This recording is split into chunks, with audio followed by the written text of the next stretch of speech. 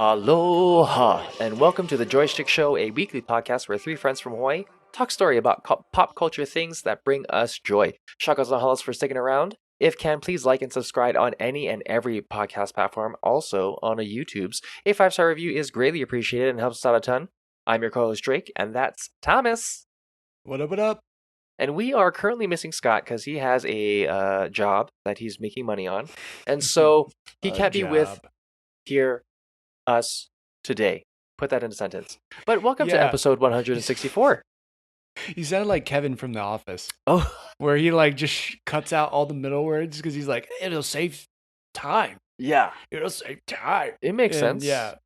It kind makes of, sense. but in a very Kevin way. Yeah. Oh, Kevin. Also, later on, as we get into reviews, we had a friend stop by. Austin from A Timeless Day will jump on. So, yeah, that portion will kind of be cut into this episode when we get into reviews, and we'll be talking about the Penguin. But for now, this week was jam-packed with trailers. Yeah, dude. There was so many good ones. And the first one, nice. Ayo. Like what you did there. That was good. But the first one I want to start with is a new Marvel one that is awesome. I think this is gonna I think this really surprised a lot of people. But it's Thunderbolts with an asterisk. Yes. Based on the late television show back in the day, Thundercats. Just joking. I watched the trailer and I was like, oh, interesting. It's a little bit dark. So some familiar characters. I do love me a Miss Pugh as a Black Widows, and then all of a sudden all the characters kind of were coming together in a way that almost very similar to like Suicide Squad, but less kind of Suicide Squad-y. And then the dark ominous tones kind of continued, and then we got Julia Louis-Dreyfus, and then it just crescendoed into like, I want to watch this right now. Yeah. Is that the same for you? Did you also? Yeah. So it's a little interesting, I guess, for me because I was able to see it at Hall H at San Diego Comic-Con. So the whole cast. Yeah, but so sitting on this knowledge of it, and yeah, it just kind of blew me away. I think one of the things I was most worried about with this trailer was that you have a bunch of heroes who seemingly all have the same powers.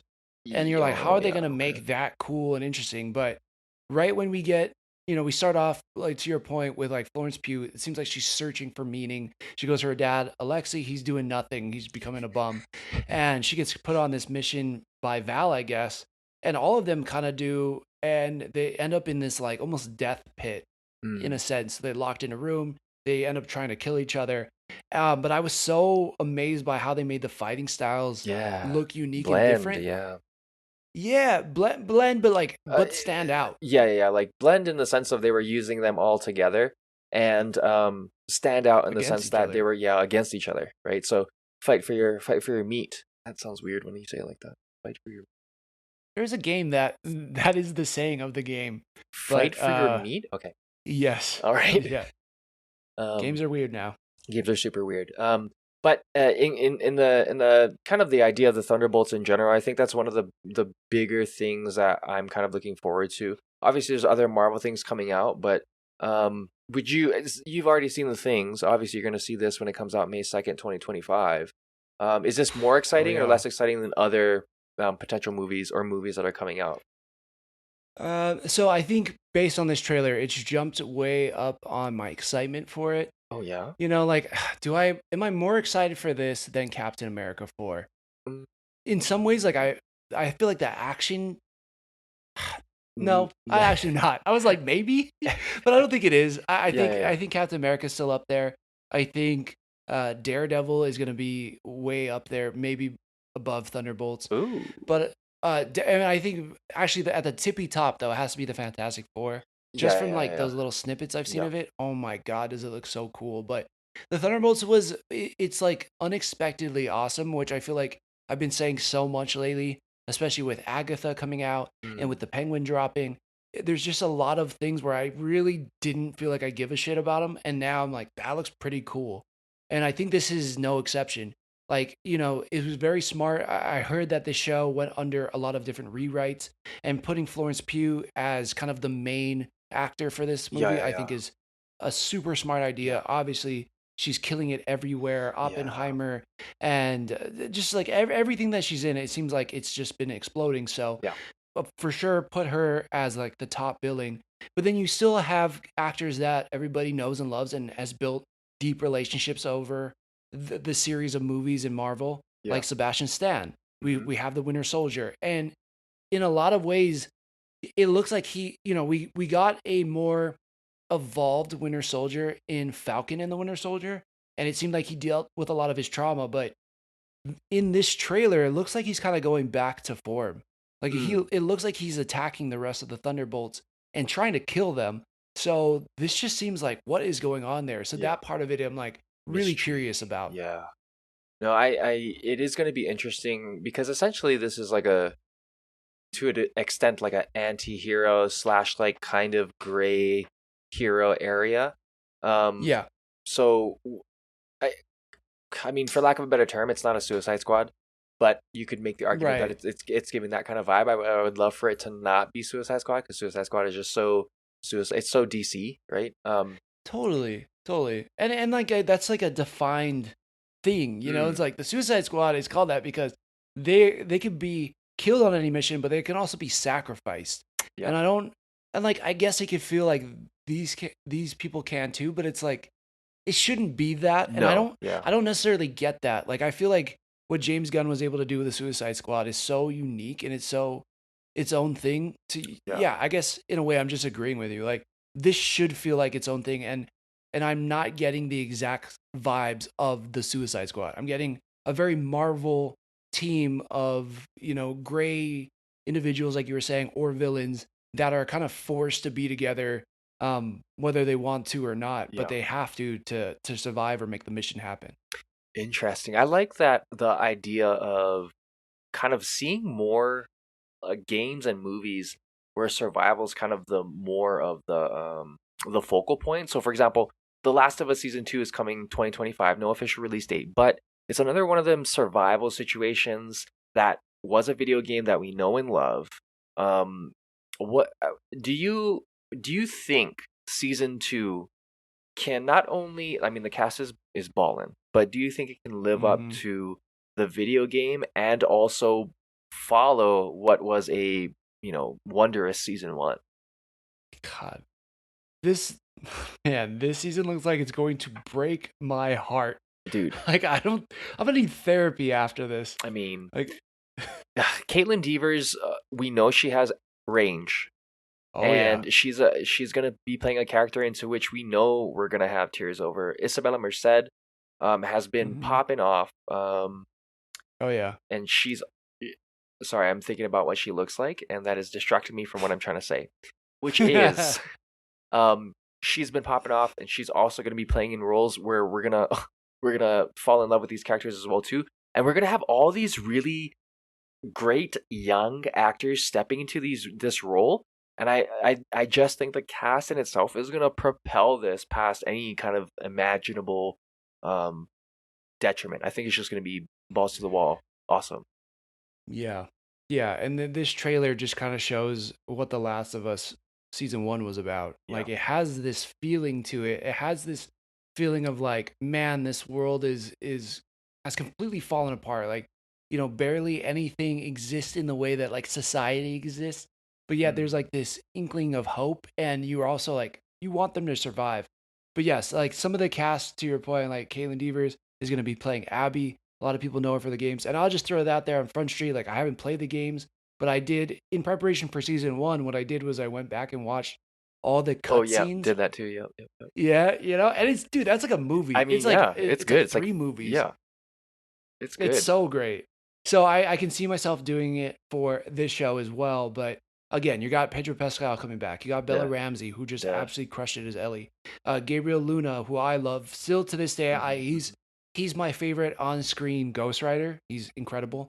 But then the trailer starts off with Catherine O'Hara, and she seems like a psychologist for the modern times, like the new times, the Uh, new like life, whatever you want to call it, 3.0, 4.0, whatever. And she's basically telling Pedro Joel that hey, you have to confront the things that you have it, and also you have to like, tell the person the thing that you don't want to tell them. And we know as the audience, right? He didn't tell her that rather than save all of humanity but kill her, he chose to save her and probably doom the rest of humanity from ever Yeah. having a cure for this. And that already is like an insane amount of motivation for us to try to see what Joel does and how he navigates, yeah, Yeah, his life. I that mean, tension's gonna be interesting.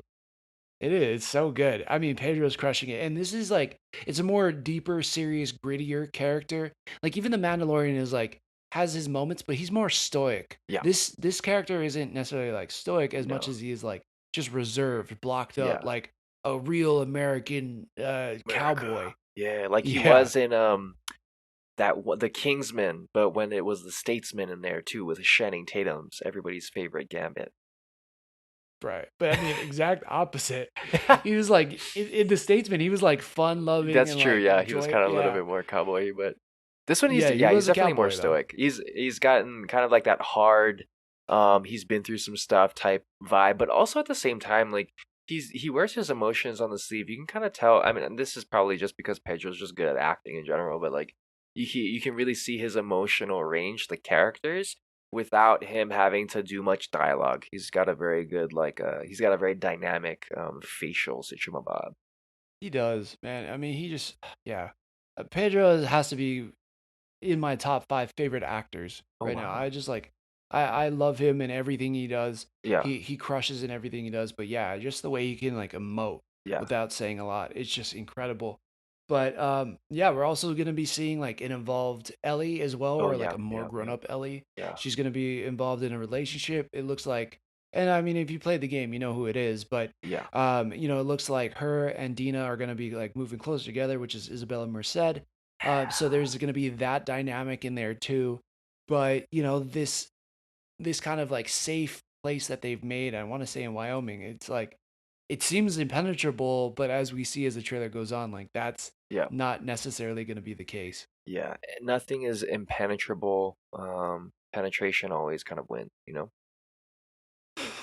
I don't even want to go there. I'm gonna stay away from that one. Yeah. But we got Jeffrey Wright in here too. Oh I yeah, yeah, love yeah. Jeffrey Wright. Yeah, I can't go wrong. But interesting thing about him, we see in a scene that he's kind of standing over. Well, I thought it was maybe like a zombie, but it looks like this dude who's just kind of like has been completely stripped down and looks all bloody and like lost their hair, or that maybe he shaved off all of his hair, but is like handcuffed to the wall. Like that's a really interesting situation. I'm sure people who play the game are probably like screaming right now because they know what it is. But Mm. yeah, it's just like they have powerhouse actors and they don't need to be in every episode to really make an impact in the show. And yeah, I feel like Catherine O'Hara is going to be one of those too. Maybe even Yeah, Abby. I don't know if she makes it all the way to the end, but just that's like good.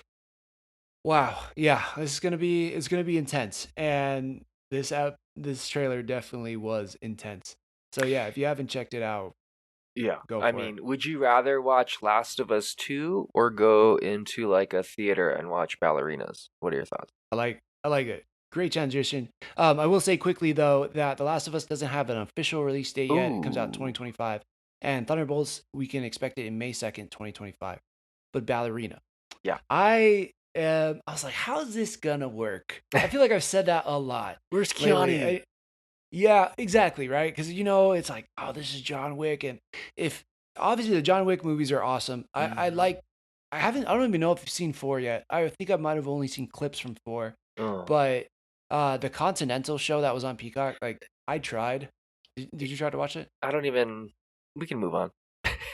Right. It just wasn't good. Yeah. Like No, thank you. it wasn't like it had moments where like, oh, this could be interesting, but then it just feels like it's so clearly a TV show, Yes. and you just never really like it never like sinks in the same way. No. But having Anna De Armas and petite and Yeah. like smaller in size and everything, Yeah. how is this gonna work? But they address it right in the trailer. Yeah. Like you're always gonna be against people who are bigger than you, who are stronger than you, but you have to figure out a way to still win. Yes. And it's like interesting. Like I just love it too because we see. I think it's in John Wick 3. He goes to the ballet and hears about the Russian assassins that have the ballerinas and everything, Yeah. and then kind of tying her in with it, and then her kind of going out on her own Yeah. journey. I just think is like a It, really cool way to do this. it's helpful for like the audience who likes John Wick to be like, oh, this is from this. Oh, we get to see a little bit more expounding on it. And it's gonna feature Ana de Armas, who has been recently in a lot of action movies where she's playing that Hmm. kind of Tom Cruise role. And so I think the transition is gonna be a little bit easier. Also, Ana de Armas on the eyes is very easy. So I think the Yeah, transition from the action, and then you get the action plus beauty, and that type of like technical form. I think it's gonna be it's got a fair chance to float, more than it yeah, would sink. IMO. 100%.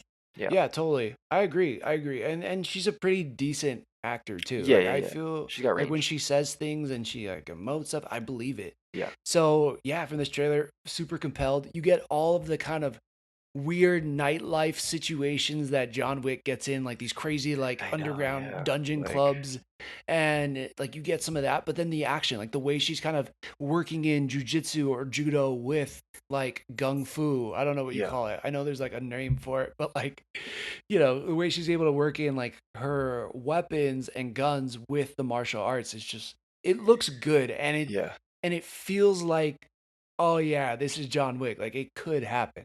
I remember you introduced me to this show, with who is Batman? Christian Bale, Yes. Equilibrium. Equilibrium. Yeah, you introduced me to that show. I was like, oh, this is pretty badass. But there was a dog in that movie too. Um, so, Right. Good uh, memory. in the sense of like having these kind of like parallel things, I think when I think about John Wick, I think about Equilibrium. I think about Blade, the first Blade movie as well too. Underground scene, super badass person, and I like this archetype in that sense. And we really haven't seen a female in this archetype before, and so I think that's a really nice Yeah. transition. I mean, we've definitely seen some badass females. Yeah, Um, like the only one that comes to mind is like Atomic Blonde with Charlize Theron. yeah, Charlize That Theron. was that was Maybe sick. what's Angelina Jolie at a point in time, kind of a couple of movies, but I think If oh, she go got ahead. Jane? No, no, no. Salt. Salt.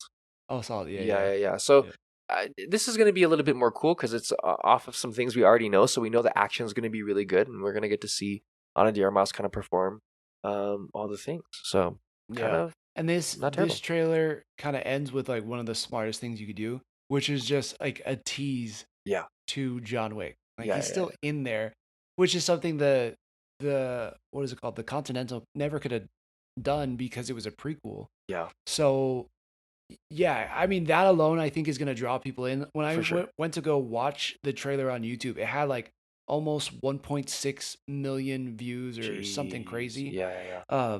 So I think that was genius. And then they're like also using unique things. Her fighting the guy with the flamethrower and Yeah. then, jumping through the window, but then coming out with the water hose, giving us kind of like a Dragon Ball Z Yeah. like blast fight was like pretty cool. I know Yeah. it's Charlie's it's stupid. I don't even think that would really work in real life, but it I was kind of mean, cool. you never know. You never I know. don't know. That's why I'm like, I believe it. I'm like, seems legit. So I think this. You're right. I think this movie has a chance to float, and yeah, it looks like it's gonna be a good time. Oh, I love it. Do you think it's gonna be a better time than seeing your favorite TV therapist? Shrinking 2 is what I'm trying to get at. That was a really terrible segue. Yeah, they can't all be Um, gold. yeah, I Uh, guess. I Damn. I think it was pretty better than I could do, Yeah, okay. but this looks great. It looks fun. We're getting that cast back together, which was just like I hate to keep saying like unexpected, but it was. I didn't know the other chick that works in the office. I didn't know the daughter at the time. Obviously knew Harrison Ford. Obviously knew Jason Segel, but I didn't know like the rest of the side cast. Yeah.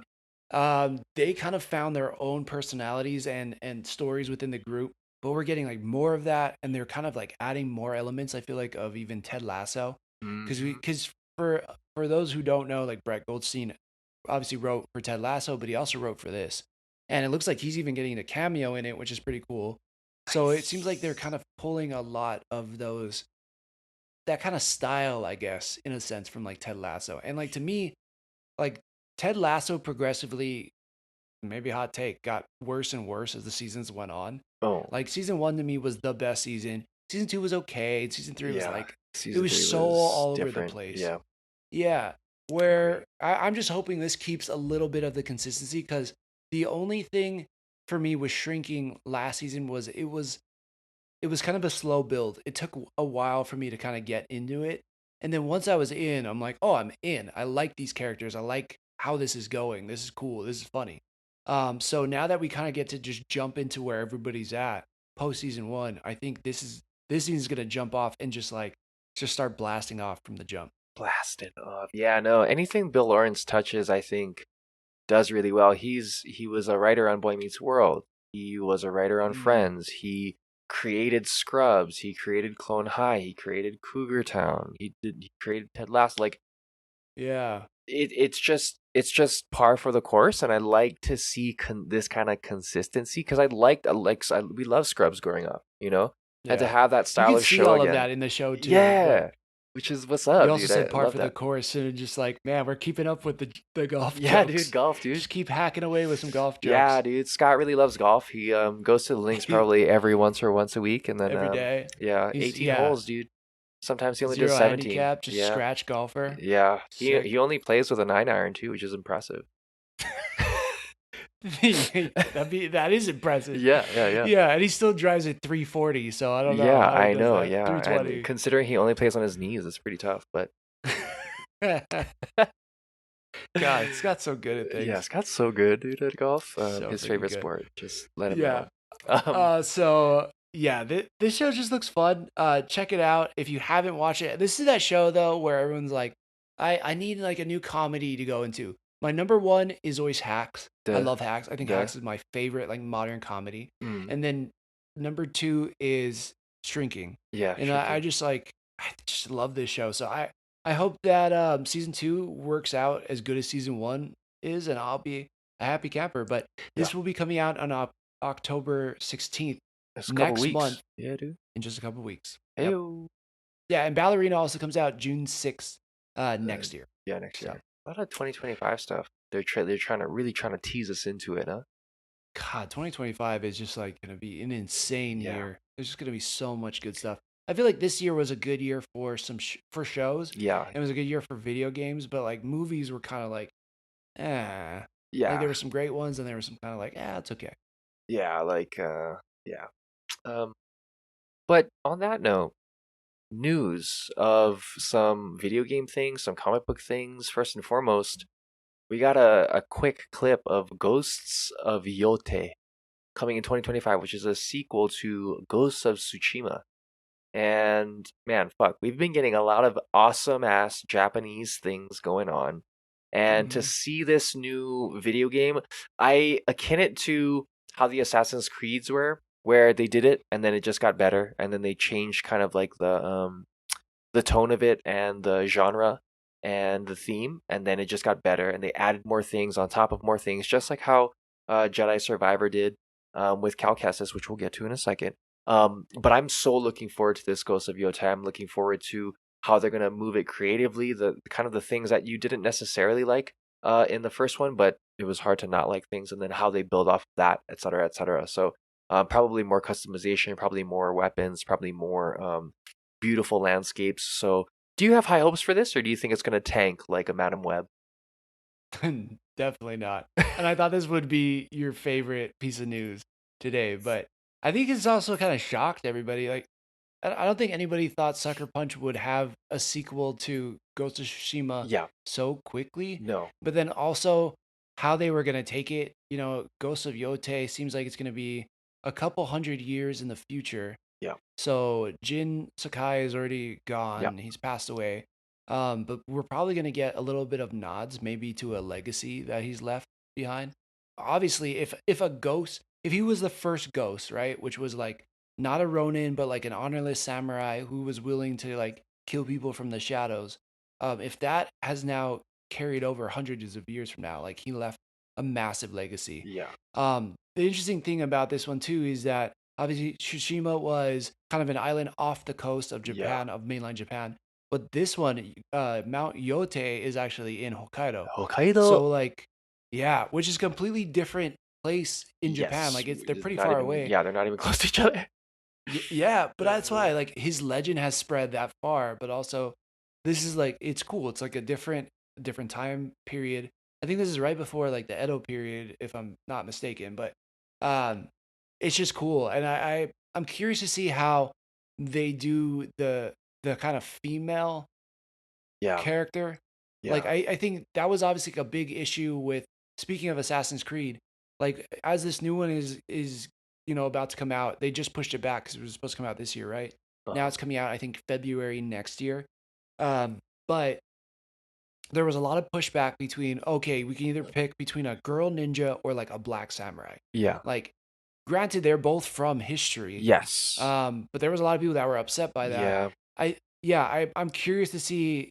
I haven't really seen a lot of the reception about like the character, Uh-huh. which I'm blanking on the name right now, which I think is like Natu Atu or something like Yeah, that. the Ghost of Yotei, her name is Atsu, portrayed by Atsu. Erika Ishii, and she's a Mm-hmm. female Ronin. And Mm-hmm. so the first, I think, Japanese style video game that we really fell in love with, and I think we can agree, is Tenchu, where we were just ninja assassins with Ayame Rikimaru.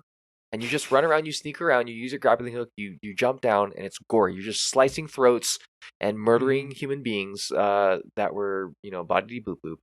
And it was very linear, much like Ghost of Tsushima, even though it was open world. But apparently, this one the devs have been talking about and saying that you're gonna have a lot more narrative um, control over the choices compared to Ghost of Tsushima. Yeah, So that'll be interesting. that's Um, pretty cool. to your point about like female, black person, uh, like doesn't matter in general. Like I think people who are nitpicking at those types of things, um, that's completely fine. But we're talking about a fiction, it's a video game. You know what I mean? Like Right. so. And this one is very much based off like fiction, Yeah, whereas so it's like like the Assassin's Creed one is saying that it's kind of tied to history. yeah, And they're playing Yasuke, who was like a who was historical a black figure. samurai? Yes, and then there Right. were female shinobi. So it's like I Right, don't know. right. So I mean I don't care regardless. I think she looks badass. I Yeah, think dude. it's super cool how they're also distinguishing her from Jin Yeah, dude. with the double katana. I think that's Oh like a yeah, it's pretty gonna be unique thing. sick. Yeah, so like to your point, just kind of adding on what we've already seen. We also see that there's like a musket Oh yeah, situation yep, yep. too. We're gonna be able to like fire one gun or one shot, I should say, at a time, kind of situation. But yeah, I'm just so surprised. Was not expecting this game, and I really liked Ghost of Tsushima. It wasn't like my favorite game that came out that year, but I Yeah, did think it was beautiful. I did like kind of the history tied to, yeah. kind of Japanese culture and how they really try to like honor that. Mm. And yeah, getting to expand on that with this game is like it's gonna be wild. Yeah, the one thing that I think, to your point where they had pushed back the Assassin's Creed game, is it's coming out so quickly. Is it ready? And a lot of games haven't Right. really been ready. So we'll keep it on the back burner. But I think let's just be we'll. I mean, it was a great game initially. So if they mess it up, they'll probably just fix it on the back end. So Yeah. No. I mean, hopefully they don't. I kind of have faith because that first game was so that's true. incredible. Yeah, it I was I real think that they good. can land this plane, and yeah, I just kind of love this direction. It looks super badass. There's the connection to wolves as opposed to foxes from the first game. Like there's a lot of things that are Yes. still similar, but yeah, to your point that you started off with, which is like it's similar, feels the same, it looks the same, but just more. And yeah, Yeah, I'm so excited to see what mas. else the more is with this game. So Um, yeah, no, I was gonna say, go. I know that you That were a huge fan of lightsabers and Cal right. Kestis, and Hmm. we were discussing it kind of on the social medias, sort of, kind of.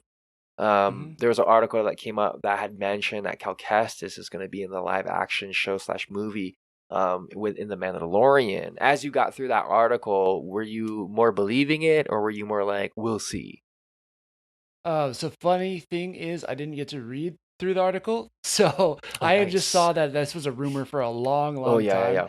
So that when I saw that you posted, I was like, oh yeah, like people have been saying this. Yeah. But what was your take on it? Like, are they saying he's for sure confirmed for the Mandalorian Grogu, or are they So like that's most likely where we'll see him? I'm thinking I don't know. I obviously I don't know why the article has been coming up. It is kind of suspicious considering yes, it has been in the back burner for a bit, but now it's kind of resurging in popular news now.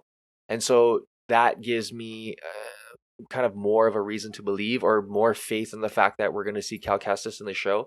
And it only adds more you're just adding more worth, right? Oh, we're going to see a video game character inside of now Mandalorian, to which did really, really well. So they're doubling up on, they're hedging their bets right here, right? Um, and on top of that, it's just going to make more money. You're going to make more money because now you can seamlessly bring Mandalorian into the video game realm and double up, triple up. So it's a wonderful hedge. It is. I think it's going to be an eagle Nice. There you go. Great golf reference. It's just like I was so surprised we didn't get Cal Kestis earlier, in sooner. yeah, in Ahsoka. Yeah, I Like mean, that's where I would thought have I been would see perfect. Yeah. him. Right? Because it's like, okay, we know that he kind of takes place or his story takes place somewhere in between like after A New Hope. Yeah. He's one of those Jedis that survives Order 66. And you kind of I think it's even up to like Empire Strikes Back. Like he's around there. He's using the Holocrux to find these different force wielding kids throughout the galaxy. Oh, We yeah, we see that in Ahsoka, those what's the word I'm looking for? They're not like night I want to call them night marchers, but that's like yeah, a that's a Hawaii thing. Hawaii thing. Yeah. But what are they called? They're kind of they The work for Night the Sith. Sister, Yeah, it's like Fifth the Brother and Inquisitors. Yeah, yeah, yeah, Inquisitors. Thank you. yeah, yeah, yeah. So I just thought you fight an Inquisitor in his game, in Jedi Survivor, or in Fallen Order first, and then in Survivor there's more. So I just thought that would make so much sense, Yeah. possibly even with Obi-Wan. And I'm like, is he gonna pop up here? Is he gonna pop up here? The guy has said numerous times he's at Star Wars Celebration. He's like, I will. He's like, I want to play a live action character. Like I can do this. He was in Shameless being a character, which is a live action show. Yeah, he's a Maze It's Runner. like why not? What's that? He was in the Maze Runner too. I mean, he Oh, has. was he Yeah, I think so. Unless I really? think that's a different. Let me go. I know there's the one kid from Love Actually that's in the Maze Runner, but and he was also in Queen's Gambit, but I'm not sure. I don't remember him, but you could be right. Ooh. But yeah, to your point. Yeah, but he's been so his character has existed while we've seen these other live action stories. It just seemed weird that we wouldn't bring him in with his popularity. So I think this is a super smart move. He says he wants to do it. People love his character. There's ways to intersect him into these live action shows. Just make it happen. And so yeah, I mean it's like at this point it's like not like it should be more of a surprise to me, but it's not because this should have happened. I feel like a couple times already. Yeah, no, I agree with you. I, if it comes to fruition, then I will make the argument that uh Marvel's kind of getting their stuff back together, right? Star Or Wars. Star Wars, I'm sorry. Because Yeah. we were a little bit of flippy floppy a little bit, and if It's they can been bring this flippy together and it floppy. can be great, then let's kind of put our eggs a little bit more in this basket. And they need it. They need it. Yeah, So it makes sense if they're doing it for those purposes. for sure. Yeah, I think this would be an easy win, a easy home run for Star Wars right now. With the Acolyte not performing, with as good as Andor is, trying to convince somebody to stick through the first couple episodes so that they can get hooked into it is a big ask. Like there's that element to it. Obi-Wan, there was another thing that came out how they were gonna make their own Obi-Wan trilogy, and I was seeing some of it, which was like, oh, he loses his connections to the Force and he tries to train Luke when he's younger and all these things. It's like that doesn't really fit with the canon. I'm kind of happy they just went with the show. But again, like the show wasn't that great. Like I didn't really love it. there were some cool moments with him and Anakin, but like, Yeah. so yeah, Star Wars needs a win. This seems like an easy win. Also, like, bring in Sam Witwer. Like, everybody knows him as Star Killer. Like, that would be Duh. a really freaking cool story. Let's Like, go. drop him in there too. So yeah, I just think like there's certain things with Star Wars that is so easily accessible, and yet I just feel like they're not picking it up. So hopefully they make the smart choice, bring this dude in, make some people happy, Yeah. and let's go out there and have fun, kick ass. Yeah, and to conclude my further thought previously, I was thinking about Will Poulter, who plays the Eyebrows. eyebrows, and so That's all I think every they time I look see him. similar. They're both 31. Okay, so Oh, yeah, Will Cameron Poulter Monaghan, yeah, was. Oh yeah, he was in Guardians of Maze the Runner. Galaxy as well. Yeah, yeah, Yeah. Okay, that's right. I forgot. And he plays kind of like the dick kid in Maze Runner. yeah, yeah, yeah, He's kind of like the jerk, yeah, but then he ends up being like kind of like the heart of gold or yeah. something. I think. Yeah, They Maze Runner look, was great. I like that series. It should have like that last movie should have came out a lot sooner, but that guy, whatever Dylan, yeah, whatever, broke his back. So yeah. good series. Good series. All right, so the next one is makes me pretty happy. Does it? There was yeah, it does actually. Okay, all There right. was rumors that Josh Brolin was going to play the character, and Yep, I love Josh Brolin. Every role that he's played in a comic book movie has felt solid, and it feels like it yep. works. I agree. And I wasn't going to even deny this casting, but they were like, he's going to play Green Lantern. Well, that fell through, Yeah. and now we have a confirmed casting for Kyle Chandler, who will be Kyle playing Hal Chandler. Jordan. Yep. And yeah, I'm stoked. I think this is gonna be a fantastic choice. Like I mean, he looks like an older Hal Jordan to me. He does. He's been in so much shit, He's been and in so many things. yeah. Let's see. I mean, most famously probably from Friday Night Lights, Yeah, but he's been in Mayor of Kingstown, Super yeah. 8, Game Night. I've seen him a lot in Godzilla in those early like Godzilla movies. Oh He was yes, yes, yes, yeah. in He them was a lot amazing. as well. But Zero Dark 30. I Uh, mean, like, dude's talented. yeah, Wolf in Wall Um, Street. yeah, he kind of plays a more generic character, I will say sometimes though. Like his character doesn't always like stand out. But I think that kind of bodes well for him with Hal Jordan because this show is going to be grounded. It's going to be gritty. They're saying it is True Detective, but with like space magic. Yeah, And which I mean, when you say True Detective, you talk about season one? Cause I mean, I think this is the vibe of True yeah, Detective. that's gonna be hard. I mean, I think it's gonna be hard to live up to True Detective because I think that's we what we know of uh, Green Lantern already, right? It was Ryan Mm. Reynolds' that didn't really work out so good. We obviously love him from like Justice League, etc., etc. And then they're bringing it back in a new universe. James Gunn obviously is going to do well in terms of bringing it all together. Um, I guess I'm just not skeptical. Reserved is the word. I'm reserved. Do I think that Kyle Chandler is a good casting? I would say yeah. I mean, 59 years old. Is he going to be able to do some of the things that we're going Wow, to be? he's that old, Yeah, he really? 50. Yeah, he 59. Wow, So they that's really going to are be. going older on some of these It makes castings lately, sense though. though because you have these adult actors who have been in the Mm. industry for a long time are gonna take James Gunn's direction a little bit more seriously.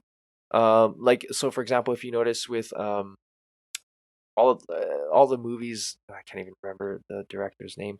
Um, like Hateful Eight and Oh, um, God, Pulp this is Fiction, right? That's crazy to not remember that dude's name. Tarantino, Quentin Yeah. Tarantino. Like with Tarantino, when you're working with him, you know you're working with Tarantino, right? And Tarantino Right. doesn't just pick you up because you don't have talent or you don't know how you can't take his direction, right? So I'm thinking that this is going to be more in lines of that. The other casting that you were talking about too is like there was a potentiality for Chris Pine or Matthew McConaughey. Um, Yeah, I heard those names but thrown I out. do think that this one, Kyle Chandler, is a lot better. To your point, um, Yeah. I kind of got off the It- point of what I was trying to say earlier, but yeah, go ahead. yeah. Well, in terms of like who's going to be like leading the show, directing it, all that stuff, Yeah, right? yeah, yeah, yeah. So what's good about this one though is it's going to be done by Chris Mundy, who is going to be the showrunner and the executive producer. He has also been the head writer on series such as Ozarks, and Yeah, I he love us some also was a Ozark. writer on True Detectives. Oh, that was True Detective. Okay. All right. So I think it's gonna be great. Now, can he weave in? I'm not worried about the mystery side of it, or like the murder, or like the partnership of seeing like an older Green Lantern kind Yeah. of ushering in a younger Green Lantern. Like I'm not worried about any of that. The part I'm worried about when it comes to this show is that are they gonna be able to weave in the magic of the rings, of Yeah. Oa, of the will, like like, are they going to be able to show that in a way that makes sense with a True Detective world? Because, like, True Detective has those moments where it's eerie and you're like, what's going on? Is this like some magical ghost that's killing people or is it a real person, right? Yeah. There are elements of that. But actually leaning in and saying, no, this is a magic ring that can make whatever you want. And you have to use this in a way that helps you solve this crime. I think that's the part that I'm most curious about. But I mean, just amazing dudes also working on it. Executive producer and co-writer Damon Lindelof. He's Yeah. also worked on Watchmen and The Leftovers, so very familiar with like adapting a comic book show. And then Tom King, who has worked on like Miracle Mile, but also like Supergirl, and has written his own comic books too. So yeah, it's gonna be interesting how this gets done. But I Yeah. think this is great casting. He Agree. seems confident. He Mhm. looks like the character. Yeah, if they can just kind of weave in just the lore of Green Lantern 2 in this satisfying way that works with the Yeah. mystery element, man, this is gonna be a good ride. It's gonna be yes. I'm gonna remain optimistic about it just because I would love DC. I would love to see DC flourish. I think they deserve it. I love their characters as well too. I was looking at Kyle Chandler's biography. He has a child named Sydney Chandler, and they're gonna. This person is going to be on a show on FX called Alien Earth. Have you heard of that? Mm-mm. It's a television series written directed by Noah Hawley, based on the Aliens franchise, and it'll serve as a prequel and will be set 3 decades before the events of the 1979 film Alien. Wow. So Okay. that's kind of an interesting thing I haven't heard about, but I'm learning about it right now. Very cool. Yeah, Okay, so I sorry. didn't know about that either. Yeah, sorry. Question for you though. Okay, because the other side to this Green Lantern Yeah, show is that they're gonna have to find a John Stewart who yeah, has to be a younger black male. yeah. Who do you have any casting choices in mind that With you'd want to see as a young John Stewart? are are we jet? It's like some. Oh, yeah, go for it. I was saying like, are we going? Because John Stewart to me has like that chiseled jaw. He has that Idris Elba look to me. But so I'm thinking younger, maybe a little bit Mm, more wiry Idris Elba looking individual. Because I want it to look like John Stewart, right? But then you're also comparing like a freaking cartoon to yeah. a Some real of the human people that being. they've thrown out for the role, John Yeah. Boyega is one of them. Okay, yeah, I could get behind that. Yeah. I don't know about this one. Like, I don't necessarily see John Stewart, but he's an insane actor, incredible actor. Yeah, Daniel Jonathan Majors. Oh, Kaluuya. yep, yep, yep. Yeah. Jonathan Majors in Another Life would have crushed it That's what as I'm saying. John Stewart. Yeah, saying. He would have crushed. Okay, yeah, I'm down with that. You, There's like this new actor that came out. He was in this show called Rebel Ridge, and everyone's like, make him John Stewart, and I'm kind of on board with that. I'm kind of blanking on oh, his yeah, yeah, name, yeah, but yeah, yeah. I see. No, oh, you know who would be good? The guy from Rings of Power. Um, oh, the I think that the dude's Puerto Rican. the solo elf. Oh, he's Puerto Rican, I think so. I mean, he's like probably black like Puerto Rican, but Black like Rican. I'm looking probably. at the Rebel Ridge guy, and I can see it from this side prof. You know who would Mm-hmm. have been good back in the day for Who? Jonathan Stewart would have been Michael Jai White.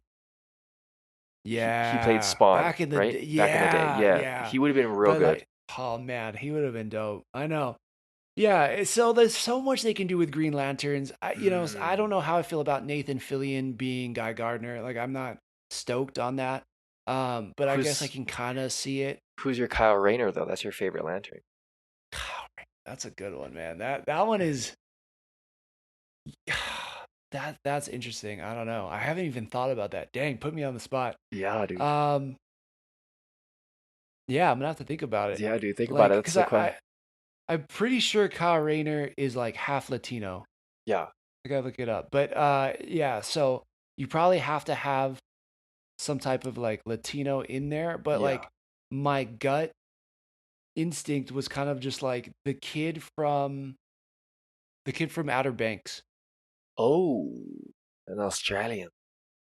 Is he Australian? I want to say Outer Banks is Australian entirely, but I don't know. That's just me. Well, the Outer Banks show that's on Netflix is like North Carolina or Oh, is South it North Carolina. Carolina now? Oh, okay. Maybe. Yeah, yeah. What am I Anyway. watching then, huh? I'm watching the Outer Banks. You're watching Outer Yeah, for Banks. real. Yeah, Outer yeah. Banks, mate. Yeah, Outer Yeah, Banks. Oh, you're talking about Chase Stokes? I think so. Yeah, Uh, yeah. But yeah, anyways, I don't know. I have to like think about it a little yeah. bit more because Kyle Rayner by far my favorite Green Yeah, dude. Lantern. I mean, Love the Green Lanterns, my favorite DC character. Just the power set, just some of like the crazy stories, Darkest Night, all that stuff has been yeah, dude. incredible. Can't tell by your So hat, yeah, so. yeah, right, right. Yeah, I seriously, I bought this hat waiting for next year because we're getting Green Lanterns finally Yeah. on screen and hopefully done in such an amazing way. Like honestly, I don't feel like the Ryan Reynolds movie is as bad as everyone makes it out to It's be, not. It's not. but it's not good. No, And I think Green Lantern deserves to have like a good movie and like for a sure. good story or a Yeah. good show.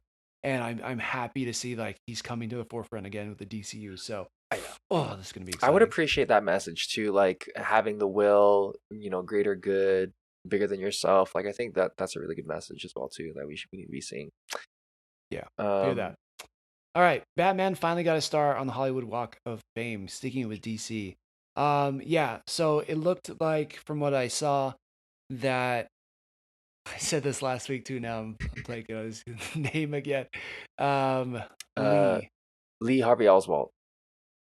No, the president of DC Oh, Studios. Why am I blanking on his name? Myself. I don't remember. I don't remember. I don't remember. Yeah, so it's All right, right. yeah, yeah. No, he. Now I gotta look it up because Okay, it's just irritating I me. go Lee DC. Jim Lee, duh, Okay, there you idiot. go. Jim Lee. Jim. All right, hard name. Absolute legend in the comics. He was there. His wife was there. They had like a character who was, or a guy dressed up as a Batman. I don't remember which comic it was from. If it was like Year One or like The Long Halloween or something like that. Yeah. But, um, yeah. How do you feel about it? Like now that we've gotten it, is it weird? And I've also heard some other things online where I thought it was kind of weird, but after hearing some other people's arguments, I'm thinking maybe it's not. Okay. I only think it's weird because they could have made it a spectacle that could have drawn in more people. And it could have been larger and you know, if they didn't want to or whatever. Just because Batman's such like a across the board iconic character. It's not like it's one person who's acted in a few movies that you saw and you liked. This is like a person who's lived in multiple people's lives across the world for like decades, Right. and to have some original writers there, or some individuals who have close ties with Batman there versus like the people who played Batman, you know what I mean? Like it Hmm. just could have been a bigger spectacle to me, and I guess I would have wanted that as a Batman fan. But what were you hearing on the news about why would it make it less or more cool, I should say? Yeah, I don't know about less or more cool, but I was like, man, Batman, that seems kind of interesting, right? It's weird. We kind of talked about it last week, but I don't know if this is true. But Uh-oh. someone has said that Oh, Shrek has one, Mickey where? Mouse also has one, and Oh, The Simpsons have one as well. okay. I mean, what's the criteria to get on here? Because there's been like two Simpson movies. Mickey Mouse has been in one movie, Simpsons has been on Fantasia. TV for like 30 something That's years. Mickey true. Mouse. I mean, it's The, Mickey the Mouse. out of all of them, the weirdest one to me is Shrek, because Shrek's the newest one. I get, I, but my wife, like your wife as well too, likes to have Oh, loves movies it. that Hmm. let's just put this on to have it in the background. For my wife, it's Hmm. Mulan and Shrek. So Ah, you have these things where it's like those are just go-to cult classic movies, and it's understandable. I mean, the IP has kind of lasted the test of time, and also syndication as well too. People still love it. Shrek makes sense to me. I think Batman makes the most sense out of all of those, just because with its right. depth and how much it's given to Hollywood. Whereas Shrek was a very short amount of time.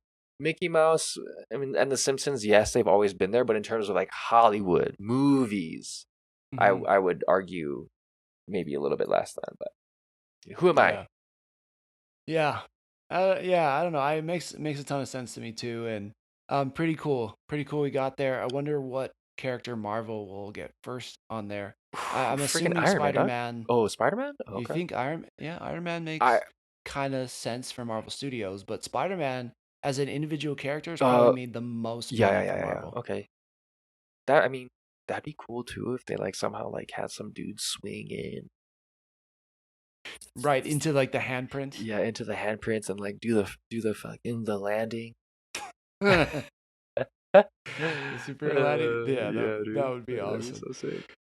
So, all right, that's it for the news tonight. Yeah, kind of just some crazy stuff. Right now, I'm going to be putting in the Penguin premiere that we had our friend Austin jump in on and discuss. Cheese. So you'll be hearing that right here. The Joystick Show. And for today's episode 164, Scott had some things and business yet to take care of, but we have Austin of A Timeless Day.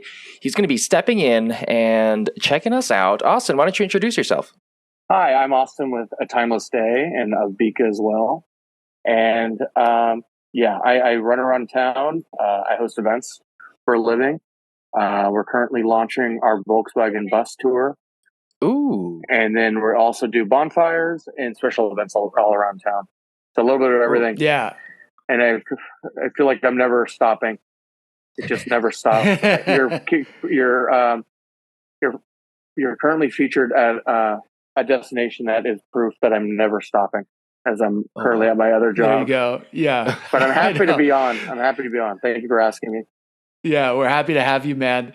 Yeah, it's funny. Like we've intersected in so many different areas around San Diego, and you're a big movie buff, and just shows in general too. We always have like such good conversations about it. So thanks for joining us. I know you're gonna probably have to dip out in a little bit, but let's just jump right into the premiere of The Penguin because it was definitely a surprising hit. Dropped on a Thursday. The rest of the episodes are going to come out on Sunday. And yeah, Austin, why don't you take it away on just kind of your general thoughts about the show without going into like a ton of detail? I think first off, I think it's been obvious for a lot of people because I've been seeing it a lot in the reviews, is people are calling it the Sopranos of the Gotham verse. Oh. Yeah. Yeah. And his appearance, he looks exactly like James Gandolfini. It's insane to me. Right. And I love how I agree. They even make like the disfigurements on his face to make him look like a penguin. Just the way it's like he has that sharp nose, and then even the way that they work in his gait as well, the way that like his injury plays into the way he walks as well, is really interesting. Dude, yeah, well said. I think, yeah, I was at Hall H for the Penguin panel, and they were talking about it.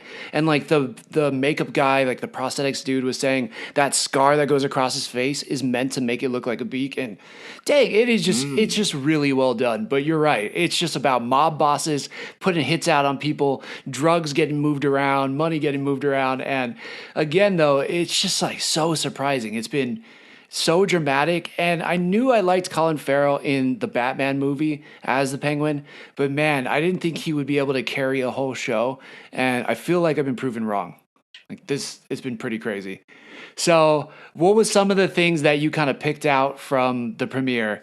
Like we can kind of go through it just like beat by beat in the episode, which is, it's kind of picking up in the aftermath of the Batman. The city's flooded, and he's kind of like breaking into Carmine's or Falcone's, base, breaking into the vault, and the sun catches him. And I feel like that really just kicks off the whole adventure. That was a great surprise, actually. That was a shock. Are we allowed to do spoilers on the show? Yeah. Absolutely. Now, well, definitely. Spoiler alert. Yep. Take it away. Yeah. I was expecting it because that is a known actor. He's in the Marvelous Miss Maisel show. So I was expecting him to be featured throughout. So it's like, that was a great kind of like bait and switch where you think, okay, this is going to be one of these guys that it's kind of a classic cliche of mob movies where he's the spoiled son of the mob boss and he wants to to take over the city, and he's got his own issues, and we're like, oh, this is going to be one of these annoying characters. They're probably going to draw this out, and then no, he offs him almost immediately. Yeah, which was a complete and total shock. Dre, correct me. Have you been able to watch some of it too? Kind of hear about it? I've been able to hear about it. I was looking at the box office numbers just the other day, and kind of checking on what the other pop culture outlets have been saying about it, and there's been nothing but glorious reviews. Yeah. So again, show on Max, and it's one of those things that's going to come out weekly. But again, they dropped it on Thursday. Now it's here, and from now on, it's going to be on a Sunday. But to your point, Austin, you're right, because I was like, man, I know this guy from Marvelous Maisel. I've seen him in some other things. He's like usually kind of a more funny character, and just the fact that he's kind of an addict, and he knows that his dad's gone, and he's kind of in the power play now. Getting him taken out right away, and then Oz even kind of playing up to him by calling him boss. I thought that was just smart. That was just really well done, where he was like, and he even says later on, right? Like, he's like, I make myself small to make these other people feel big. And then that's how I kind of operate. And I love that we kind of get to see it in that moment. But just the fact that he then laughs at him, talking about like his hero, his childhood hero who would give OG, money to the OG gangster. The OG gang. Totally. Yeah, the guy who knew everybody and would pay favors and stuff. And then for him to then go and just off him right after that because he laughs at him was like, damn, this show is just starting. Yeah, you're so right though. It really was like, holy shit, where are we going with this? So, dude, that was a fantastic way to start off the episode. He obviously has to figure out what to do with the body, pushes it downstairs. Oh, I love that. Yeah. And as he comes down, he goes to his car. The plum Maserati, that is like, I feel like a focal point in this episode. Some kid is like trying to steal the rims off his ride. And that kind of like leads into his kind of sidekick from there. Yeah. How did you feel about like that relationship I'm kind of mixed a little bit. I'm a bit mixed. And I don't know why. I think it's because the actor, it's like you have this acting like behemoth of like, Colin Farrell, and then you have this actor that kind of feels like he's on the CW. Okay. So I was like partially feeling like, okay, am I watching Gotham from the CW? Oh no, it was on Fox. Am I watching Gotham from Fox? Am I watching this upper echelon like Matt Reeves, like where you have that? What's her name? Christina Milioti. Is that her name? Milioti. Playing the Hangman, who's like this extremely deranged character, and then you have this kid who, I don't know, he just doesn't match the gravity of a lot of what's going on to me. Yeah, I could see that. He I dug it because when I went back and watched some of the interviews, he's the humanizing I'm character. like, he doesn't totally, but also he doesn't like stutter, and that stutter is what kind of draws in the Penguin. Right. Yeah. So like I know I kind of forgot about that when I was first watching it, but then as I rewatched it, I was like, dang, maybe because he has that kind of impediment, and we see later on that Oz, he obviously has like the limp walk and like the messed up foot. Maybe that's the thing that kind of like brings him in. He's like, oh, this kid's like me. So but I do hear you. He's not given a lot in this episode. I think I just want more personality. I think it's because you have him like chewing the scenery, and then you're kind of like, I'm expecting more from the other actor, like to match that, maybe. Yeah. And it's not there. And then you have all these characters that are so larger than life. And then this other character that it feels, and I saw that he was on the show, The Runaways, which I never saw. Marvel's Runaways. Oh, is that what he's from? Okay. He looked familiar. And it felt very YA to me at some points. Yeah. So I was like, okay, that makes sense. That makes sense. He was on that show. Right.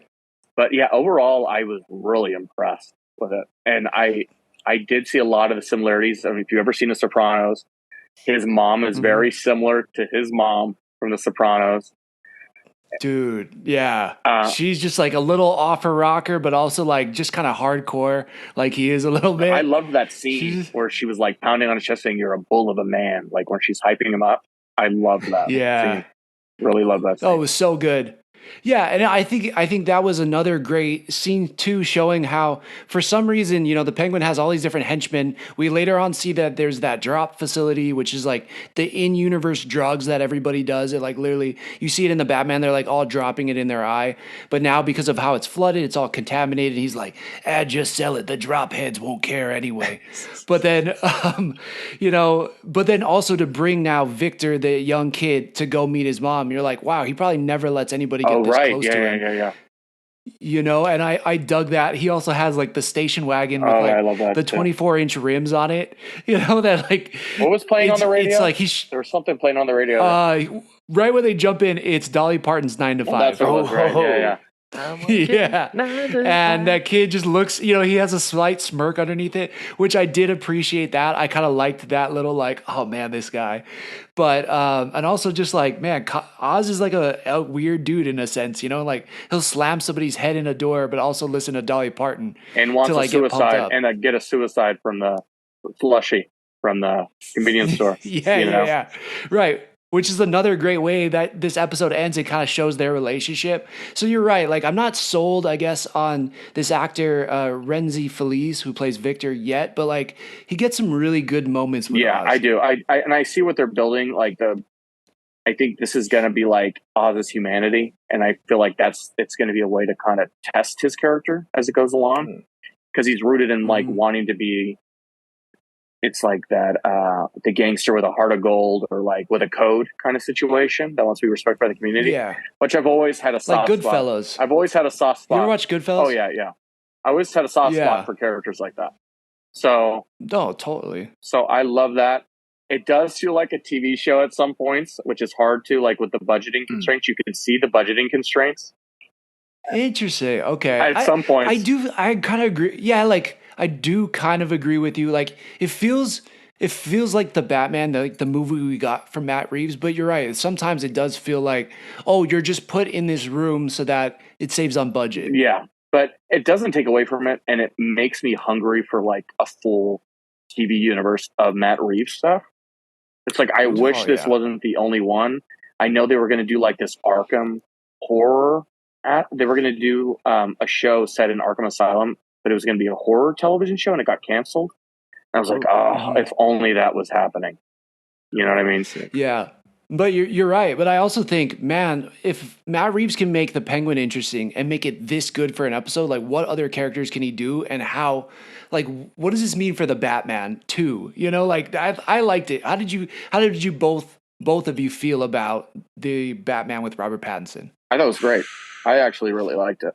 I liked it because it's tough, how it's a character that's done so much. The same thing like with James Bond, and you have to separate from Christopher Nolan, right? You can't do anything close to that. I wasn't a fan of Batfleck, and then it felt it's like this character that's been done so much, but it felt like a complete reinvention in a way that was interesting. So right. I don't know. It was one of the most original takes on Batman I've ever seen personally. Nice. Like visually stunning. The soundtrack, it was much darker. It just felt like a David Fincher movie. That score, it was like David Fincher's Batman. When I right. Yeah, I agree with you on that. Yeah, you're right. It's intense. Yeah, what did you think, Drake? No, just to see if some of these themes kind of match the show. You can definitely see some overlap in terms of kind of how, just from the visuals, that they're kind of matchy. In terms of like Robert Pattinson being Batman, it was definitely tough at first. I mean, kind of an easy sell. Robert Pattinson, obviously a vampire, so of course he's going to make a great Batman.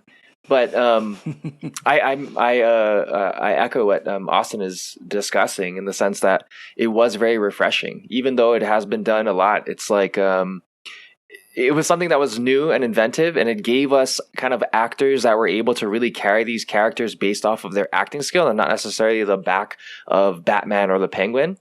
And one of the more interesting things to think about as well too is how there's a lot of reinvention, where Penguin is a standalone show, which I never thought there would be ever a standalone Penguin live action show. And then you're getting Joaquin's Joker, his rendition of Joker, and then Harley Quinn's going to be coming in as well too, and that's going to be super interesting. So now we have all these very good one-off character based within the DC realm within Batman, and I'm wondering how is it going to all live by itself? How is it all going to come together? It's a good time for Batman fans, I want to say. Yeah, agreed. Yeah, I absolutely agree. And I think it's really cool how they've kind of merged some of this. We also just lost Austin. So, yeah, we'll have fun with that, editor. But, yeah, I just am so surprised how this works. And again, Austin was very right that it's being compared to every like mobster show. Yeah. And whether you like really like it or not, whether you're a fan of Sopranos or not, or if you've seen it or not, there's something so compelling about this character that he's created. He's very unique, and the actor is gone. Like there's no, in my mind, Colin Farrell isn't there. In fact, I'm like trying to look for something that makes me think Colin Farrell, and I just don't see it. He's just this character. He's done so good. I mean, his transformation into the character, like you just said, is like amazing. I remember I was watching this little short skit where I forget what that guy's name, and he's so good. He was in. Do you remember that movie, The Fifth Element? Yeah, you remember Gary Oldman? He was like walking towards Colin Black, and Colin was like, you're gonna make me like shy because Gary Oldman, like I look up to you as an actor. And Gary Oldman essentially gave Colin Farrell a compliment, and the whole situation was just so genuine and wholesome. And the fact that dude in that genuine moment, you can see him become this character. You have to put Colin, I think, in one of the top. You got to put him top 20 at least in terms of actors and range and ability, because he's proving it here with Penguin, I think. Well, what's crazy, yeah, you're right. What's crazy is I think this is one of those roles where it's like, yeah, you do have to put him in the top 20. And it's coming from, again, the Penguin. I know. And yeah, it's just so surprising. So there's another thing I kind of want to move on to, which is like the way the rest of this cast is filling out. There's some people you definitely recognize, even if you don't know their names. But we're getting Kristen Milotti. She was actually in The Sopranos back in the day, which I didn't realize. I knew her as Ted Mosby's wife. Right. So I was like, there's no way she's going to be able to maybe have that like serious attitude, because I think the last thing I saw her in before this was Palm Springs with Andy Samberg. Oh, yeah. That was a good show, dude. It was great, but it wasn't like serious. She was still funny-ish, So, but in this show, man, she is like scary. She's menacing. She feels psychotic. It's really cool how she's also, it feels like this is an elevation in her acting too. And she's doing such a good job. But as we were talking about earlier, the guy Michael Zegan, who was from Marvelous Maisel, he actually plays Alberto Falcone. We saw in the Batman that Falcone gets murdered by the Riddler. Well, it's now his kids. The Penguin takes out Alberto right away, and then Sophia is let out of Arkham because she's rehabilitated. Well, that was hard to say. And is just so creepy and menacing. And it's like Arkham did some shit to her, on top of like how crazy she probably was before. Ooh, that's brutal. Arkham does do that to you. I know Scott's been there at one point in time. That's one of his favorite things he likes to talk about. That's great. Yeah, he loves Arkham. He loves Arkham. He was there. He goes and takes yearly visits just to like, talk to the inmates. Yeah, so, I'll tell you all about it next time he comes on. Man, that joke, we can never let that joke die. We're never gonna let that die. No, never. The rest of the cast, though, is filled out by some awesome people. We have Clancy Brown. He was obviously in, what is the other prison movie that I'm thinking of? Shawshank Redemption. Oh, yes. He was in that. He's been in so many different things. He's so iconic. But he's playing Salvatore, another character very much tied to the Batman mythos, who was one of those old school mobsters that everybody knew about. And it's kind of interweaved in a bunch of different Batman stories throughout history. But we also get Michael Kelly, who you've seen him in a bunch of stuff too. I think he was even in The Dark Knight, if I'm not no, he was in Superman. Oh, He was in the Man of Steel with Henry Cavill, playing a completely different role, but he's a part of the Falcone family. And it just kind of like, it's not like, not everybody's a superstar, but there's a lot of people you like recognize. And you're like, okay, and they're just doing a really good job of kind of filling out the side cast, I feel like. Oh, that's kudos to the casting in general. Do you think that's part of like, because James Gunn's still technically like DC, but this IP is being directed by Matt Reeves. Do you think this is kind of the general plan, or what are your thoughts? Yeah, definitely. So this was and is considered the first kind of DC Studios productions or DCU productions, because right before it started filming, James Gunn and Safran came in there and basically were talking about just like little tweaks that they could make to make the show better. Yeah. Which is really interesting, because it's like, it seemed like this was probably really far along, and then they were kind of like, hey, but hey, from whatever they did, it seems like it's working.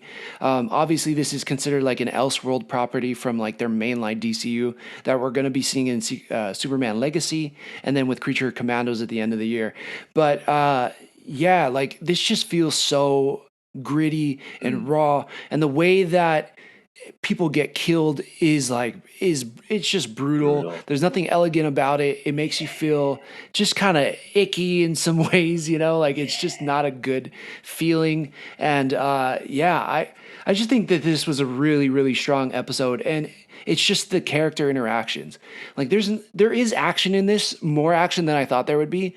But that's not actually what's driving it. What's driving it is these intense character interactions. And there's this sense of like, Oz, even though he's not a good guy, he's kind of painted in this way that he's a sympathetic villain, but you also are kind of worried about him. You're kind of worried that he's going to get busted or that he's going to get murdered, or he feels vulnerable, and like everybody, so to speak, kind of feels vulnerable. Like so I think Uncut Gems situation. Yes. Ooh. Yeah. It kind of, exactly. I think that's a great comparison. There's like a little bit of this Uncut Gems tension to it, and I think that really is strong. It's a strong choice for this, and it just really makes you feel like any character can be offed at any time, and I don't know, it just adds like a different element to this world. So I appreciate that they were able to kind of maintain this for the show. Yay, we got Austin back. Are you talking about Penguin still? We are still talking about Penguin. We didn't want to close it out before you head out. But any other thoughts, any other scenes you kind of want to highlight from this first premiere episode? I like your thought. I like you comparing it to Uncut Gems. Dude, that was all Drake. I can't take credit for it. Yeah. Yeah. But final thoughts. I'm curious what they're going to do with the Hangman character. This is a character that I feel like I don't know. I guess they used her in the Gotham television show. I don't know if she's ever appeared in the animated series. Not sure, but big character in the comics. Like she's a big character from there. Yeah, and like had this whole history. Obviously, she's a Falcone, and so Falcone always has this like deep ties to Batman in the comics. But you're right, like in the comics, she tries to murder somebody and leaves like all these clues that she, is trying to murder. Wait, I'm mixing up two different things. But anyways, she gets paralyzed. She has brain damage. Everybody thinks she's paralyzed. But as this is going around, someone is murdering all these people in the city, and is leaving clues, literally like a hangman clue with some of the letters filled out. Oh, that's where it comes from. Okay. Yes. Okay. And so as the book goes on, you find out she actually wasn't paralyzed. She was pretending to be paralyzed, and she was actually the one that was going around killing everybody. So Kristen Milotti she's just not the size of this character from the books. Because like in the books, this chick is like 6'8" and just like hulking. Oh, that's so funny. Yeah. But I think that they can play with that like mystery murder situation with her that we also saw from like the Riddler and the Batman. I do like that they're keeping her kind of though that size, because you doubt her power. Not doubt her power, but like you think someone that's smaller couldn't be as intimidating.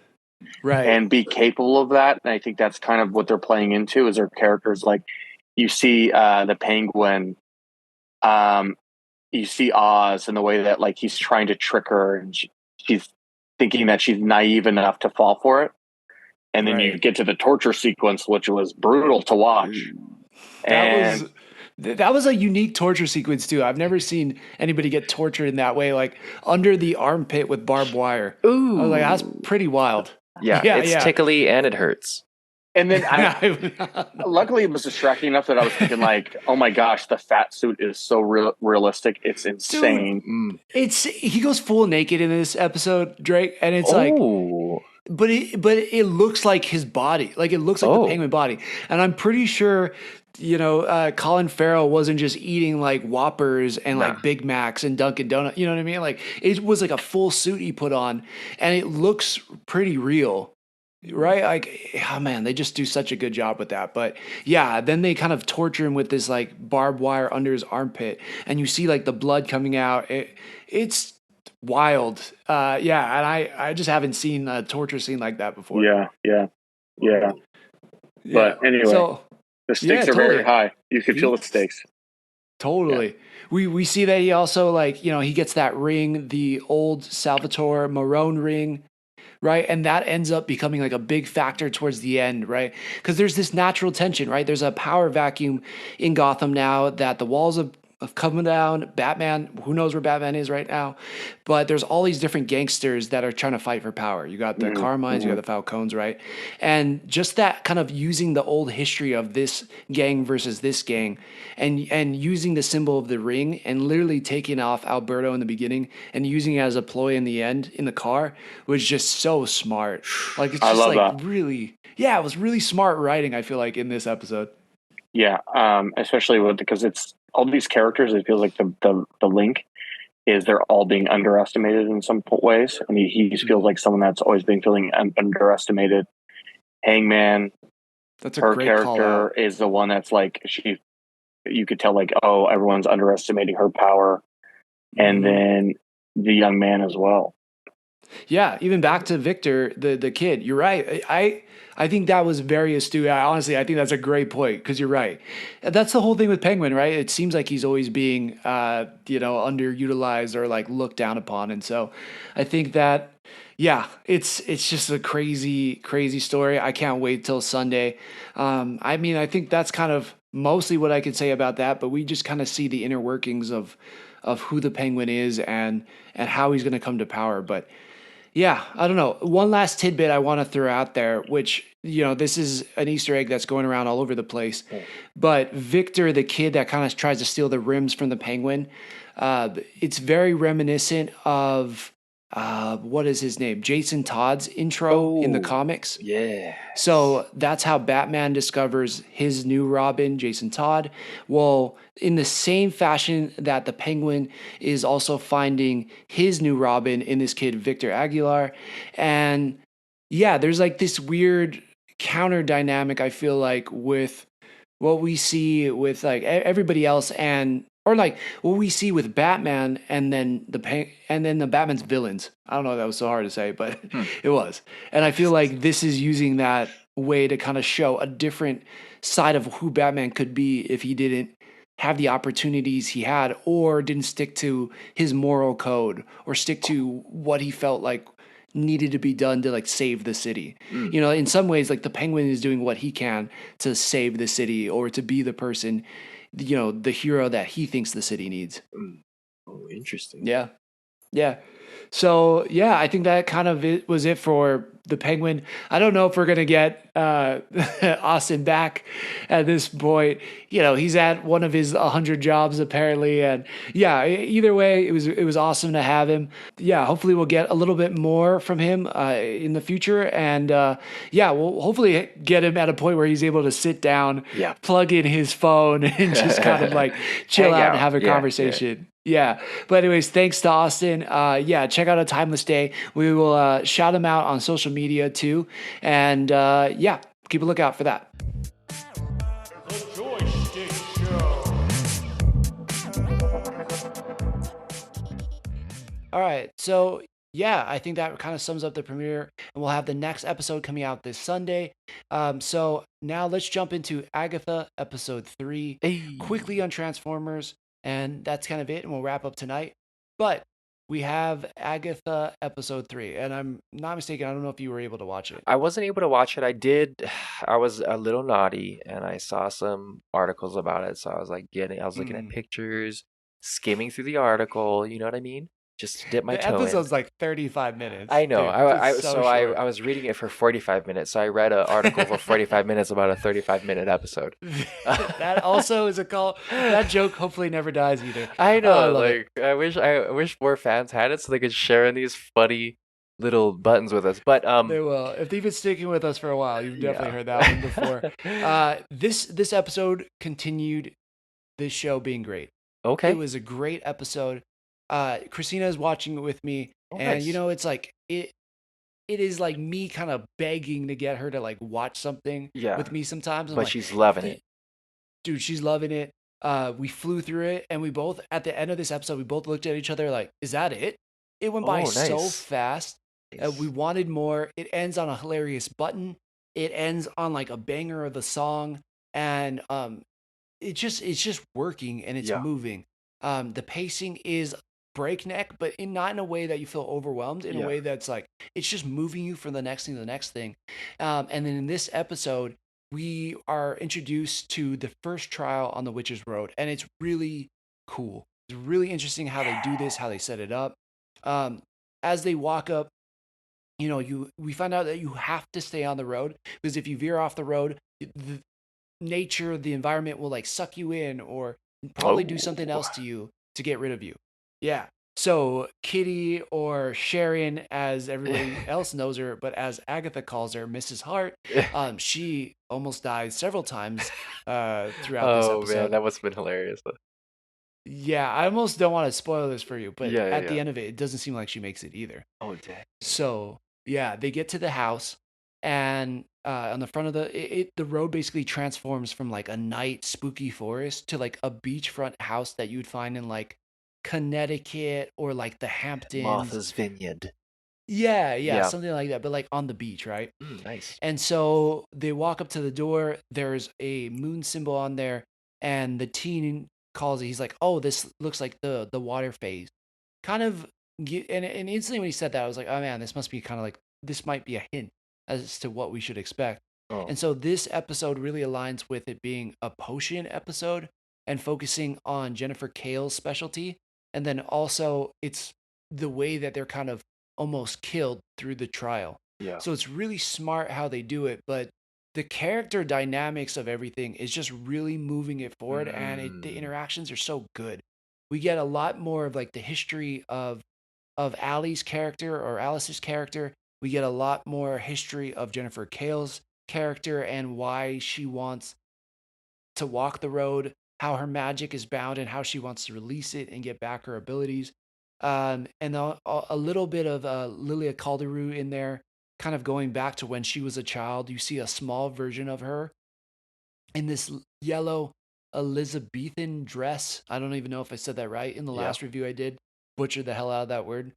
But it's just kind of cool, and it's moving, and the way it kind of like makes them work together to find all the ingredients to the potion. And there's a very interesting thing, because as the cauldron, they use the sink in the kitchen, and you know, for a cauldron to brew it, you need a heat source. Well, there's something that gets thrown in there. That's a very like, I think, chef oriented thing that you'll definitely know. Cayenne pepper. Okay.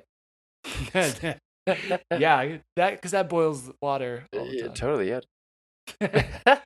But yeah, he uses a sous vide to like kind of get it going. But it's so smartly written.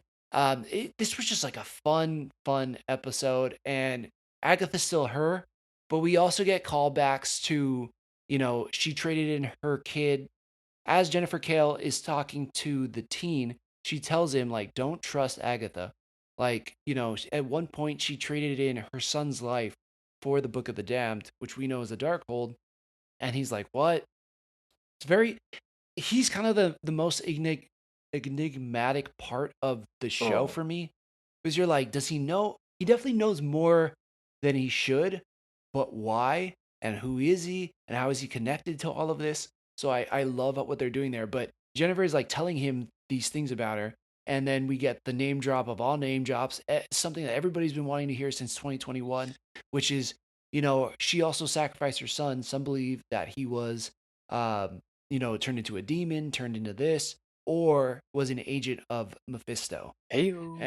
Yeah, and it was one of those moments, of course, like I freaked out, like the rest of the internet freaked out. It was like, oh, we finally got like a Mephisto call out. And Nice. I think this leads more and gives more credence in the fact that I still fully believe that we're getting Mephisto at the end of this show. I think Sacha Baron Cohen is popping up at least in the finale of this show as Mephisto, and then we're going to find out what happened to Nicholas Scratch, who is Agatha's son, and how Mephisto plays into all of this. So yeah, it was a great lore building episode for the MCU. It was an entertaining episode just to watch it, and then it was just like fun. It was spooky. It was creepy in this one too. So the one thing that I want to highlight about Agatha, from what I've seen, is how better to get a secondary, potentially tertiary character. How do you get somebody like that? How do you get the audience to care about this character when they barely know about him? And what better than a trial, right? Yeah. How do I'm watching them go through this thing, regardless of whether or not I know them to be a good guy or a bad guy. I'm watching them trying to persevere and succeed, and we're walking along that journey with them. And now I have, I have ties with it, right? I care about it. I want to see what happens. I want to see success. I want to see failure, but I'm tied to it. I wish more shows are doing that, creating some sort of journey. And I think a lot of the times, when we do see failure, it's the expectation that you're just going to accept this character because it's a character that exists. And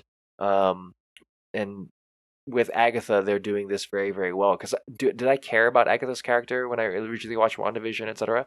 I mean, but now she was entertaining. But she was entertaining. Like, I want to see more of her. Exactly, but now opposite. I want to see more of her. Yeah. So great job.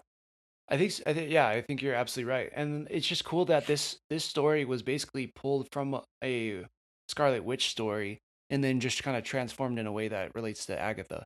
Because in the comics, it's actually Wanda who walks the witch's road, and Agatha is with her, along with the spirit of her mother. So it's cool how they kind of have transformed that story into an Agatha story, and I mean, just like a very smart way to do it. And honestly, like if anybody knows about turning side characters into main characters, it's Marvel. Like nobody thought Iron Man was like a massive character. Nobody thought Captain America was. Like Hulk was probably the biggest character on the team. And so as far as like popularity and fandom, not just size. But like and so I think they're just doing a fantastic job. But they basically find a way to make the potion. They all drink it. The house is now getting flooded. They crawl through the oven. They pop out down this slide back on the road, and everybody seems to be fine. They're soaking wet. And Agatha goes, well, or somebody goes, I think it's Lilia Calderu, goes, at least we're all okay. Or at least we're all alive. And then the team goes, Sharon isn't. And then it ends on this hilarious button, which is like, Agatha goes, who's Sharon? Like still, even though she's like floating above her, she's dead. So, it's just really Deborah Jo Rupp killed it in this episode. She's so kitty in it. She's so funny. There's like all these like funny little jokes, and then Agatha tries to not drink the wine, which is part of the trial. They end up forcing her to do it, and she has to chug it, and she goes, "Ugh, so cheap." It's just like funny, like she could have said anything, but it just, it's a hilarious show, and this episode was really spooky too. We get also Alice. It ties back into the Salem roots. She gets her tattoo in Colorado. Ooh, Colorado. Her mother made her get it when she was 13 to kind of protect. On Challenge Accepted, we were kind of talking about how each witch has their specialty, and maybe Alice's specialty is that she's a protector. She has this protection spell on her. She was a police officer. Their motto is to serve and protect. So maybe that's going to be her role for the team. Oh, that'd be sick. So is it so good that you and Christina are going to dress up as Agatha and company for Halloween? 100%. Yeah. Okay, here we go. Who will you be? Are you going to be Agatha or? I'm going to be Agatha. Yeah, okay. We'll talk to Scott about it. I know Scott. Yeah, okay. We know Scott really loves Agatha as his favorite Marvel show so far, so we'll see what character he's going to be when he. Yeah. No, honestly, which character would I want to dress up as? Like who? Honestly, Rio Vidal, just in like the 2 episodes she's in, she probably had like the dopest look. I feel like. Oh yeah, okay, yeah, I can see that. Yeah, like her in that black hooded thing that was like kind of like open and stuff was really sick. She wasn't in this episode, but I'm hoping she pops up in the next one. We know we're getting her back. We saw it in the trailers. Yeah. All right, that's it for Agatha episode 3. Yep. Definitely check it out. All right, let's move into Transformers 1, and I kind of already put out a little video on social media, just kind of my initial reactions to walking out, but this movie was surprisingly good. Like really just fun. Again, my expectations for everything right now must be that they all suck, but they keep surprising me. And I should have expected more because I saw a clip of this at San Diego Comic-Con. I was like, that's pretty good. But it looked like it was for kids. Like it was like, I don't know if I'm going to check it out. But then I saw the critic scores and all of the audience scores, and it's like through the roof. It's like a 98% as an audience score right now on Rotten Tomatoes. I know I don't necessarily love Rotten Tomatoes, but like I was impressed. So I was like, okay, I got some time. Let me go check this out. Fun movie. It is a fun movie. Talk about a ride. It feels like a roller coaster. There's like parts where it drops and speeds up like crazy and slows down and gets really deep and emotional. It's a story about 2 friends who are at the lower end of life. They're both kind of an Aladdin-esque type of character. They're miners at the bottom. They can't transform. They don't come from like higher class transformer or families. So they're just trying to make their life. Chris Hemsworth is the voice of the main character, Pax Orion, and he's trying to just make his life more, like make it better, like leave a mark. His friend D16, who later becomes Megatron, is just trying to keep his head down and get through life. But Pax is like bringing him into all these different things. He's getting him into like all these crazy adventures, like, at their job as miners, like he's getting him kind of into more trouble. There's this race called the Iacon 500, and it's like an all-out kind of Mario Kart. I'm trying to think. Those N64 games that were like you were a jet on a racetrack and like you could explode and fall off. Like it's fully like that, but it's like a super cool action sequence because they can't transform, so they use these jetpacks. But then the jetpacks like get knocked off, so then they have to jump from one transformer to the next or like grab onto them and stuff. And they get all the way to the front where they're like, it's like a Ready Player One where it's like they shouldn't win, but then they almost do, but then they don't, and it kind of like inspires the rest of the miners down there. And halfway through, you kind of get a twist. So like the person that they look up to is the person that seems to be like kind of betraying them and has been lying to like the rest of the city as to like who they are. They think he's like this warrior or like descendant of the primes who's like been protecting them and helping them out, but really what he's been doing is taking all the resources that they mine and he's been giving it to the enemy. So betrayal. Yeah, that character called Sentinel Prime is played by or voiced by John Hamm. So it's just like a superstar cast all around. Like you got Scarlett Johansson, you got Brian Tyree Henry, you got Keegan Michael Key. Keegan Michael Key's character, his version of Bumblebee was like the highlight for me. Okay. There's definitely jokes for kids where he's like, he was put in the lower levels of the city, and Iacon is like below the surface, but he was put at like level 49 or level 50 or something. And because of this, he's by himself. He's like stir crazy and he's going nuts. So he just can't stop talking. And so he's like, "Oh, I want to introduce you to all my friends," and it's just like scrap that he put together in different people. And he's like, "This is one of them is called like Tron, and then there's like another one." Yeah, shit, and then he's like, funny. And then this is Steve, and so he's just like over the top, and he's like, "I've been working on a new name for me. Like most people call me B, but like I'm thinking about going Badass Tron," and he just like keeps saying it, and like it just So he's just really funny in this. He kills it. And then the action's super cool, and it gives you like this really heartfelt story about like these 2 friends going in opposite directions in life because of how this realization that they've been lied to like affects them. Oh man. Okay. Wow. I way deeper than I thought it was going to be, to be honest. Totally. Yeah, it is.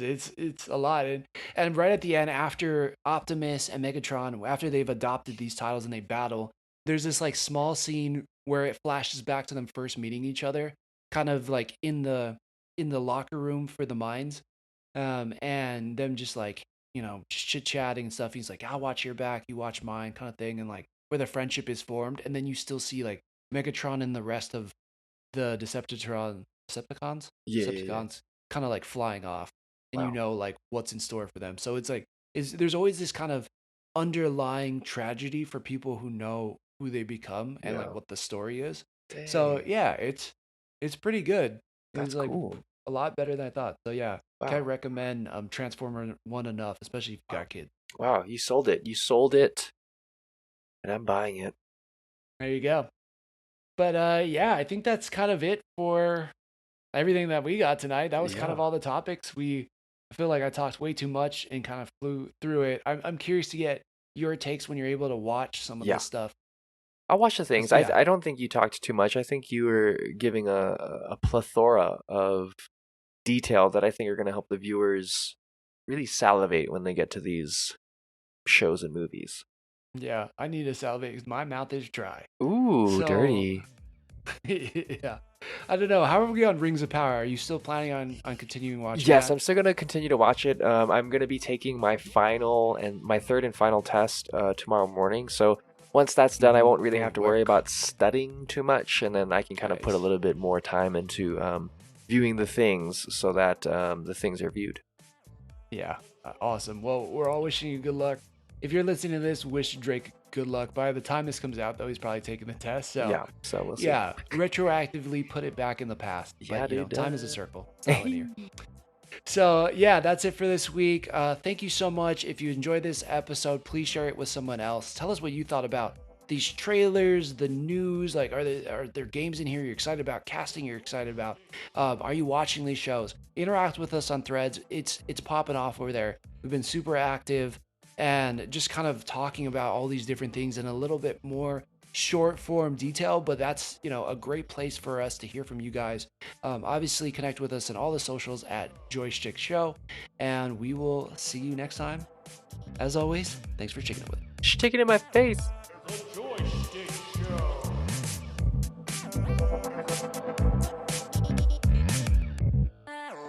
The Joystick Show.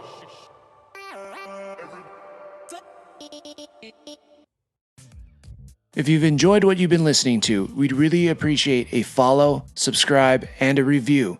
Just how we like chatting with our friends, please share this with yours. Feel free to join the squad and follow us at JoyStickShow Joystick Show on Twitter and Instagram, or anywhere you listen to podcasts. And if you feel like submitting topics or questions to be discussed on future episodes, you can email us at joystick.show@gmail.com. As always, thank you, peace out, and make it a great rest of your week.